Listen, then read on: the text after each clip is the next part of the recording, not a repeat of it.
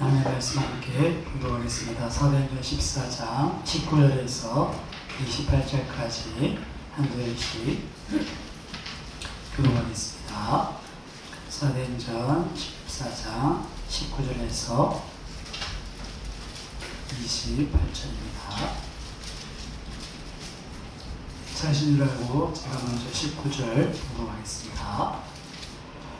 유대인들이 안디옥과 이고니온에서 와서 무리를 충동하니 그들이 돌로 바울을 쳐서 죽은 줄로 알고 시위로 끌어내치니라. 제자들이 들어섰을 때 바울이 일어나 그 성에 들어갔다가 이튿날 바나바와 함께 여배로 가서 복음을 그 성에서 전하여 많은 사람의 제자로 삼고 루스드라와 이고니온과 안디옥으로 돌아가서 제자들의 마음을 굳게 하여 이 믿음에 머물러 있으라 하고 또 우리가 하나님의 나라에 들어가려면 많은 환난을 겪어야 할 것이다 하고 각 교회에서 장로들을 택하여 금식 기도하며 그들이 믿는 주께 그들을 위탁하고 시리아 가운데로 지나서 밤빌리아에 이르러 말씀을 부가에서 전하고 아달리아로 내려가서 거기서 배 타고 안디옥에 이르니 이곳은 두 사도가 이룬 그 일을 위하여 전하는 하나님의 것이다. 그들이 이르러 교회를 모아 하나님이 함께 하신 모든 일과 이방인들에게 믿음의 문을 여신 것을 보고하고 제자들과 함께 오래 있으리라. 아멘. 오늘은 복음을 전하려 하는 이란 제목으로 1차 전도여행의 마지막 부분을 살펴보도록 하겠습니다. 뒤에 그 지도가 우리 가지고 계신 분들은 지도를 보시면 1차 전도여행의 여정을 잠시 먼저 살펴보고 오늘 마지막 그 전도여행을 마무리하면서 그 전도여행 했던 그 지역을 다시 되짚어보면서 교회를 돌보고 세우고 다시 파송한 그 수리 안디옥으로 이르는 그 여정을 잠깐 한번 체크해 보도록 하겠습니다. 선교여행의 시작은 지중해 오른쪽 그 안디옥, 수리 안디옥에서 시작합니다. 1차 전도여행 파란색 실선을 보시면 그 안디옥에서 구브로 섬으로 지중해 가운데 있는 구브로 섬으로 이어지는데요. 살라미를 지나 바보에서 가이오, 총독, 서기오 바우르의 그 복음이 전해지고 엘루마라는 그런 바술사에게 그렇게 하나님의 손길이 머무는 것을 이렇게 볼 수 있습니다. 그리고 그 구브로에서 전도한 후에 배를 타고 버가로 가게 되죠. 이 버가에서는 우리가 알는 것처럼 요한이 이렇게 다시 이 일행에서 이렇게 이탈해서 다시 갑동으로서 돌아가는데요. 그 돌아간 이유를 여러 가지 설명 중에 원래 이 바울과 바나바를 성에 따로 세우셨고 그들의 여행에 동참하는 것은 이 버가까지였다. 처음부터 계획을 했다 보는 입장과 나중에 이 바울이 요한을 데려가는 그런 문제로 인해서 바나바, 바울이 다툰 모습을 보면 뭔가 문제가 있었다. 어떤 문제인가? 그 버가에서 위에 비시디 안디옥까지 올라가는 지역에 그 가로막고 있는 타우로스 산맥 거친 여행길에 이 마가 요한이 마음이 상한 것은 아닌가 그렇게 보기도 하고요. 또 이 선교의 주도권이 점점 자신의 진짜였던 바나바에서 바울에게 옮겨져 갈 때 요한이 이렇게 마음이 상해서 이 일행에서 이렇게 떨어져 나갔다 이렇게 이야기도 합니다. 어쨌든 이 버가에서부터는 처음 세우신 대로 바나바, 바울 두 사람이 선교일을 가게 되는데요. 안디옥에 이르러 이렇게 복음을 전하게 되고 이 안디옥에서 분명하게 믿는 자와 믿지 않는 자가 이렇게 갈리게 되는 이 복음에는 중립지대가 있었던 그런 모습들을 생각해 봤습니다. 그리고 가는 곳마다 회당에서 먼저 복음을 전했었는데요. 오늘 본문에도 볼 수 있는 것처럼 유대인들이 이 바울을 또 바나바를 이 복음을 거세게 반대했던 그런 모습을 볼 수 있습니다. 그래서 이제 물러나서 그 안디옥에서 그 비시니 안디옥에서 이제 오른쪽으로 이고니온을 이렇게 지나서 루스드라까지 넘어오게 되죠.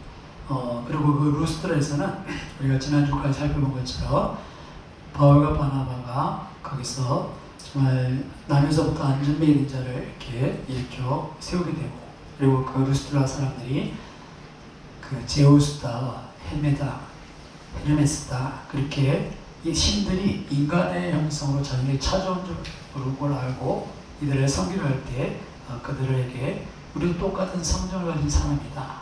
이렇게 무상을 써서는 안 된다. 그렇게 만류했던 사건을 살펴봤습니다. 자, 그렇게 이제 일이 마무리되는가 싶었는데요. 19절에 보시면 오늘 본문에 유대인들이 이 안디옥은 그 BCD 안디옥이죠. 그 안디옥과 이고니온에서 방금 전 지나왔던 이 두 성읍에서 유대인들이 사도 바울이 계속 가면서 회당에서 가르치고 복음을 전한다는 소식에 유대교에 열심히 있는 바울도 그렇게 열심히 있었지 않습니까? 그 열심히 있는 자들이 이 루스드라에 와서 사도 바울을 핍박하기 시작합니다. 그래서 어떻습니까?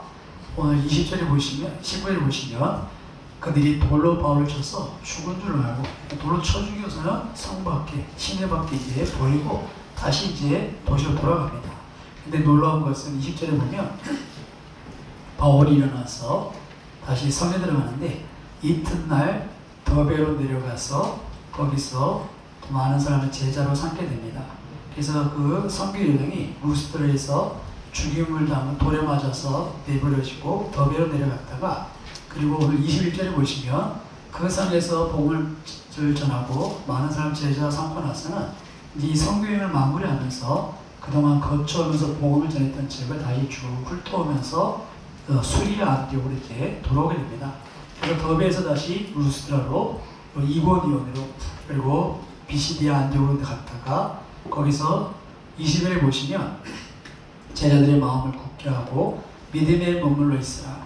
또 하나님의 나라에 들어가려면 많은 환난을 겪을 것이다 라고 이 두 가지 권면을 한 후에 각 교회 장로들께서 기도하게 하고 위탁하고 그리고 이 비시디아 지역을 지나서 다시 밤빌리아 지역에 이렇게 버가로 내려옵니다.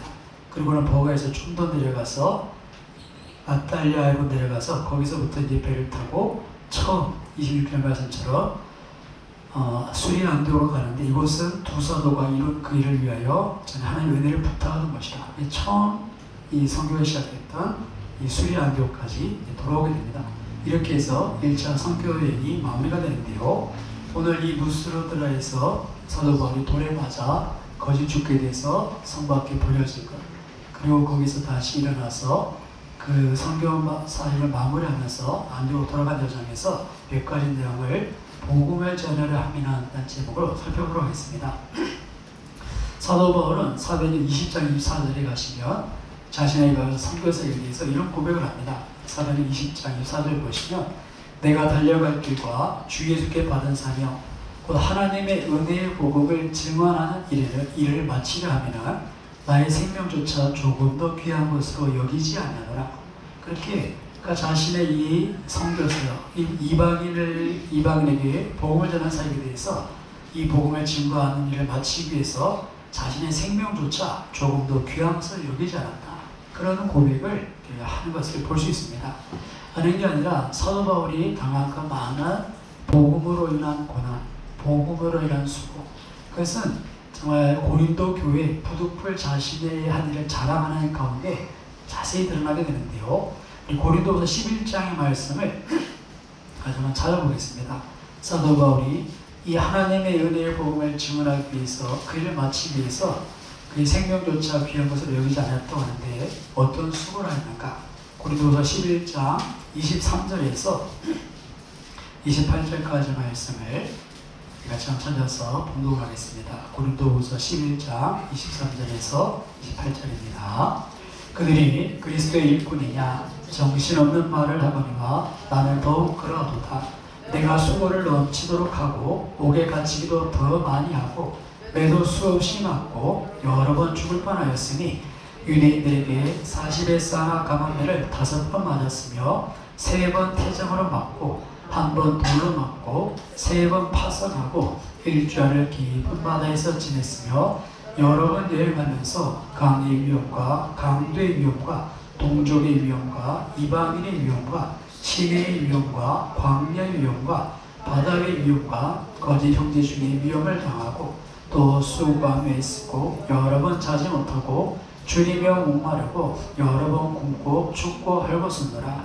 이외에 이런 고사하고 아직도 날마다 내 속에 눌리는 일이 있으니 곧 모든 교회를 위하여 염려하는 것이다. 아멘.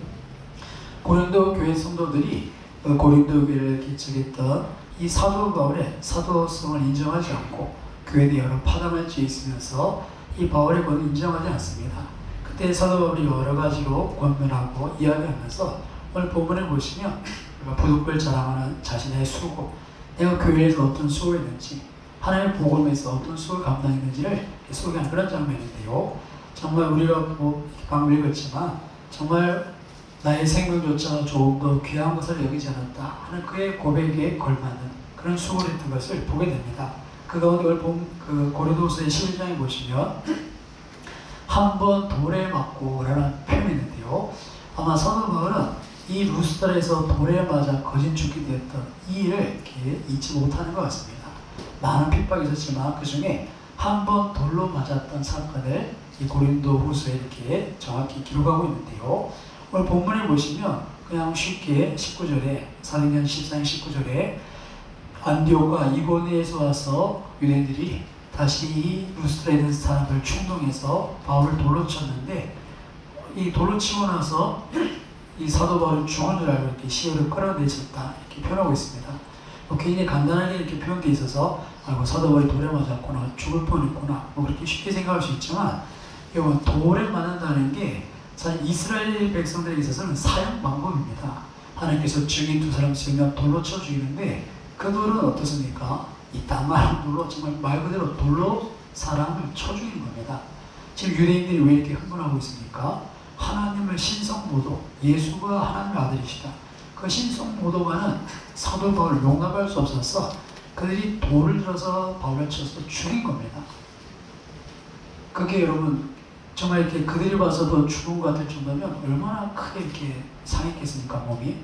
그냥 뭐 이렇게 코피 한 쭉 나는 갖다 버리지 않았겠죠. 정말 그 큰 돌을 맞아서 어떻게 보면 정말 엉망이 되었어요. 그런 상황입니다. 자, 그런 상황들. 자, 이런 상황 속에서 오늘 우리가 20절을 대할 때 바울이 일어나 그 성에 들어갔다 이렇게 표현하는데요. 그래서 일어났다는 표현을 그 헬라 성경에 보면 아나스타스라는 단어를 쓰는데 하나님께서 죽은 자를 일으키시는 부활의 그런 표현으로 이 사도 바울이 일어났다 그런 표현을 쓰고 있습니다. 그래서 어떤 학자들은 사도 바울이 때 돌에 맞아 죽었었다 그런 이야기를 하고 사도 바울이 언제 세 번째 하늘을 경험했겠는가, 삼천차를 언제 가서 봤겠는가, 이때 가서 보고지 않았겠는가 그렇게 성경을 이렇게 해석하기도 합니다. 우리가 그 내용을 정확히 알 수 없지만 사도 바울이 돌에 맞아 거의 죽었었고 그가 일어났을 때 성경은 그를 주님께서 죽은 자를 일으키듯이 부활의 그런 능력이 임한 것으로 성경 우리에게 기록하고 있습니다. 많은 게 아니라 자세히 보시면 그가 그날이 어떻습니까? 돌에 맞아 버려졌다가 다시 일어나서 성에 들어와서는 그 다음날 더베로 내려갑니다. 우리가 지도를 봤지만 루스드라에서 더베로 이동해서 거기서 복음을 전합니다. 21절은 이 더베에 많은 사람들이 복음을 듣고 제자가 되었다 표현하는데요. 보십시오. 그 전날 돌에 맞아서 거의 죽게 됐습니다. 근데 그 다음날 멀쩡히 더베에 가서 복음을 전합니다. 다시 한번 장면을 돌리면 여러분 자전거를 타다가 이렇게 넘어져서 크게 다쳤습니다. 근데 그보다 훨씬 더 크게 다쳤겠죠. 사도 바울이 돌에 맞아서. 자, 그런데 그 다음날 멀쩡하게 더베로 가서는 복음을 전하는 겁니다. 아무 일 없었다는 뜻이. 이것은 그냥 돌에 맞아서 뭐 코피 정도 난 정도가 아니라 정말 그가 죽었었던 것 같은 그런 큰 이렇게 돌에 의한 상함이 있었는데 어떻게 이렇게 멀쩡하듯이 더베까지 가서 복음을 전했는가. 아까 말씀드린 것처럼 이 일어났다는 표현이 부활, 죽은 자를 일으키셨던 그런 그 부활의 능력을 이렇게 감안한 그런 표현인 것을 알 수 있습니다. 그냥 돌에 맞아 거의 죽은 것 내놨는데 그냥 어떻게 이렇게 툭툭 일어났다 이게 아니라 정말 다 죽은 바울을 하나님께서 부활의 능력으로 다시 일으켜 세우셨다. 그래서 그가 정말 그 다음날 이튿날 아무런 문제 없이 복음을 전하고 있다 하는 것을 오늘 본문이 우리에게 알려주고 있는 것입니다. 그래서 여러분 사도 바울의 복음을 전할 때 그가 의지하고 믿었던 것은 저는 그거 아닌 복음의 핵심은 부활의 소망이 있는 줄 믿습니다. 이 부활의 소망, 부활의 능력, 바울은 그것을 증거했죠. 예수 그리스도의 십자가와 부활을 증거했고, 하나님은 사도 바울의 삶 속에서 일으켜 세우셨어. 그가 부활을 경험하고 정말 그 부활을 이렇게 담대 전할 수 있도록 그렇게 돌에 맞아 죽고 가는 그를 일으켜 세우신 것을 오늘 이 루스드라의 사건은 우리에게 소개합니다. 오늘 우리 가운데 이 부활의 능력이라는 것, 부활의 소망이라는 것, 우리 이것을 다시 한번 기억했으면 좋겠는 것이, 이 우리에게는 다른 소망이 없습니다. 다른 소망이 우리에게는 마지막 주님의 심판 앞에 우리가 하나님의 의롭을 받고 구원받고 그리고 부활의 산소망을 가진 것, 이것만이 우리에게 유일한 소망, 참된 소망인 줄 믿습니다. 다른 것은 지나가는 겁니다. 지나가는 것. 그래서 사도 바울은 이것을 알기에 모든 것을, 그동안 자기가 알았던 모든 것은 배설물처럼 여겼고, 그는 이 복음을 전함에 있어서 아까 고린도서 11장에 살펴봤듯이 정말 많은 수고를 했습니다. 사도행전 14장 20장의 말씀처럼 자신의 생명조차도 귀한 것을 여기지 않고 이 복음을 증하는 일을 마치기 위해서 모든 수고를 아끼지 않았던 것입니다. 이런 부활의 소망, 부활의 능력, 우리가 오늘 우리 시대에 정말 믿음으로 굳게 서기 위해서 우리가 다시 가져야 되고 회복해야 될 것들이 바로 다른 것이 아니라 부활의 소망, 부활의 능력입니다. 그렇지 않으면 세상의 것에 이렇게 매여 있으면 우리가 이것을 이겨나갈 수가 없습니다. 사도 바울은 모든 것은 다 뒤로 하고 우리 그것만 쫓았던 그런 그였던 것을 우리가 기억하는데요. 그래서 그가 그렇게 핍박을 당하고도 더베에 내려가서 복음을 전한 후에 다시 자신을 돌로 쳤던 사람들이 있는 곳, 루스드라로, 이고니온으로, 또 안디옥으로 다시 돌아갑니다. 그곳에 기다리는 것은 돌에 맞을 위험이 여전히 기다리는 거죠.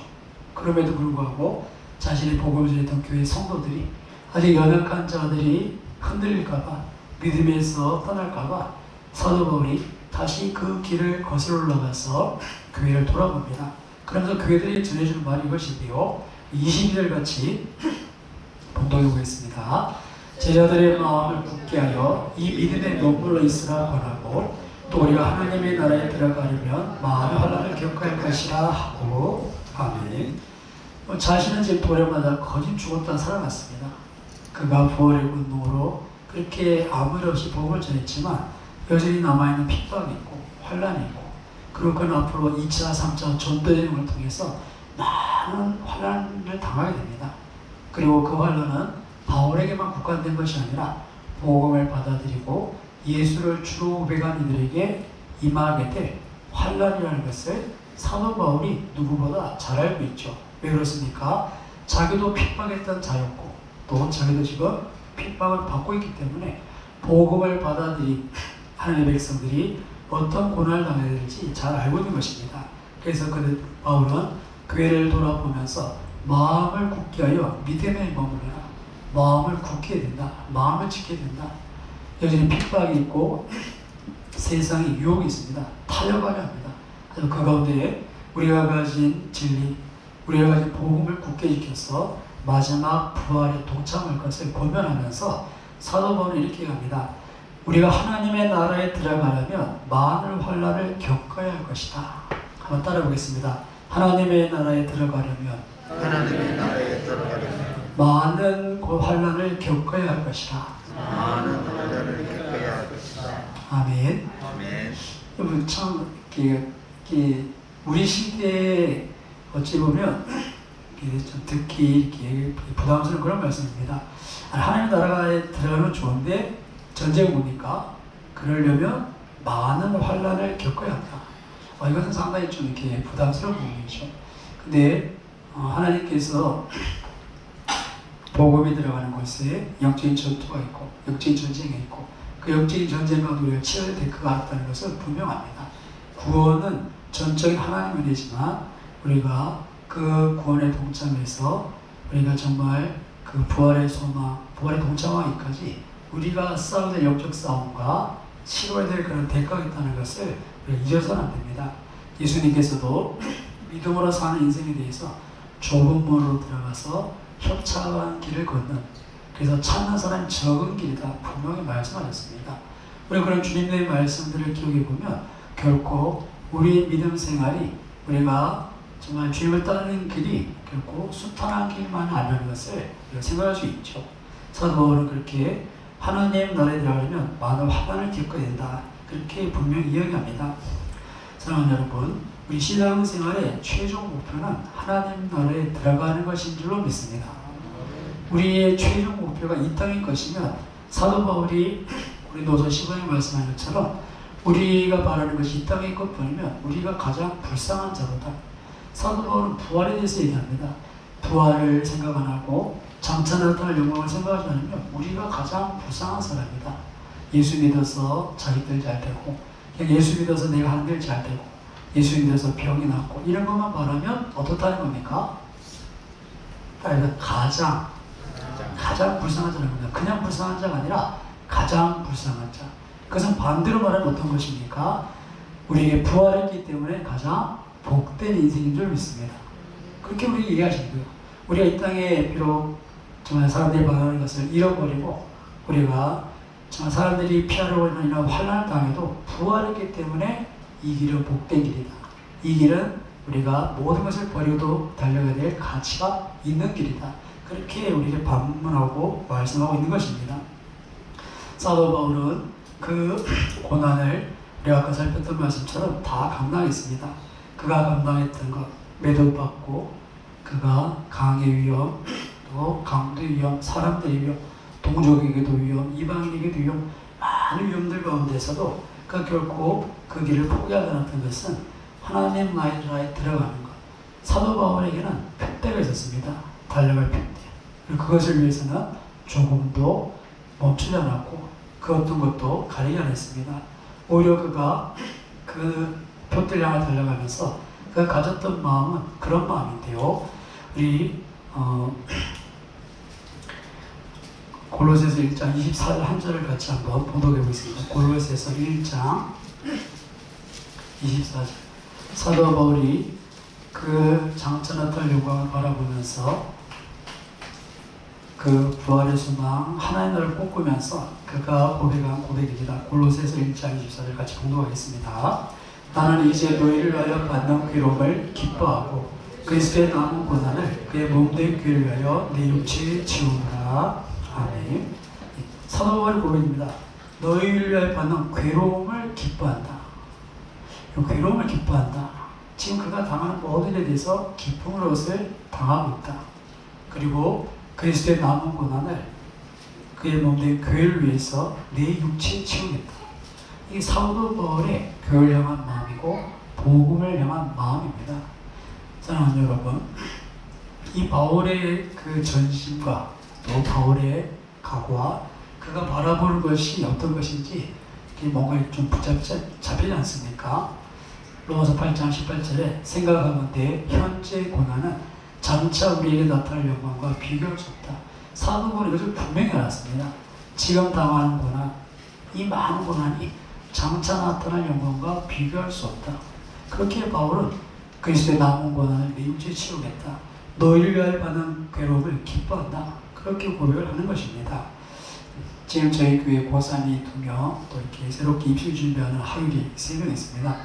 강민이와 박재현 집사님들의 혜정이 하율이가 있는데요.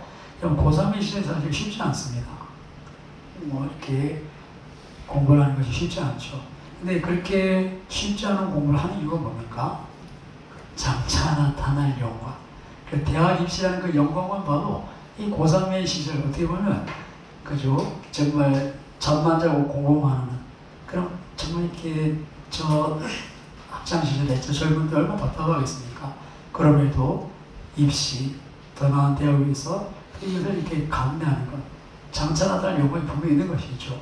근데 여러분 사도 바울은 얘기합니다. 정말 이 핍박, 환난, 정말 이 모든 고난도 장차 나타날 영광에 비교할 수 없다. 그렇게 고백을 합니다. 오늘 우리가 그것을 한번 기억했으면 합니다. 정말 사도 바울이 이 복음을 전하는 일에 마치려고 해서 그가 고백했던 그 고백들 자신의 육체에 그리스도의 남은 고난도 치우겠다. 고난받는 것을 기뻐한다. 정말 모든 것을 배설물처럼 여긴다. 이 모든 것은 결국 장차 나타날 영광, 하나님 주실 상급과 소망이 있는 것입니다.